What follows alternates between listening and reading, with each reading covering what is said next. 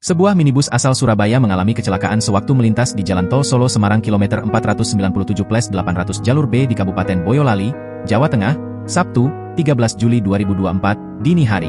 Sebanyak 6 penumpang minibus tewas dalam insiden tersebut. Dari 6 korban tewas itu, 2 diantaranya balita, yakni Adiba Mulazima Fuadah Falah berusia 4 tahun dan Abdurrohim berusia 9 bulan. Sebelumnya, rombongan yang menumpang minibus itu awalnya akan berwisata ke Yogyakarta. Insiden tersebut terjadi pada pukul 3.15 waktu Indonesia Barat. Terdapat 2 kendaraan yang terlibat dalam kecelakaan itu, yakni minibus bernomor polisi AG 7710V dan truk bernomor polisi H8593NG. Minibus berisikan rombongan pelancong asal Surabaya, Jawa Timur, yang jumlahnya mencapai 22 orang termasuk sopir. Rombongan ini berangkat sekitar pukul 22 waktu Indonesia Barat dari Surabaya menuju Yogyakarta.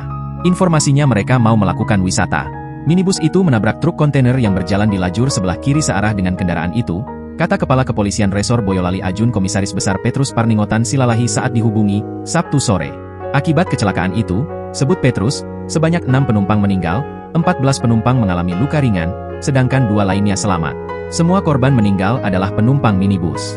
Sopir minibus selamat dan sedang mendapatkan perawatan di rumah sakit. Petrus mengatakan, jajaran petugas dari Traffic Accident Analysis Kepolisian Daerah Jawa Tengah sudah terjun melakukan olah tempat kejadian perkara atas insiden tersebut. Metode itu digunakan untuk mengetahui penyebab terjadinya kecelakaan.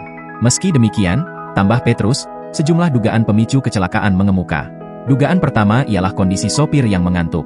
Pasalnya, kecelakaan terjadi dini hari di sela-sela mereka melakukan perjalanan jauh. Pukul 4 subuh itu waktu normalnya orang istirahat. Maka, kami duga sopirnya mengantuk, kata Petrus. Selain itu, lanjut Petrus, dugaan perihal jumlah penumpang melebihi kapasitas minibus juga mencuat. Pihaknya ingin memastikan apakah penumpang yang diangkut benar-benar sesuai kapasitas muatan kendaraan.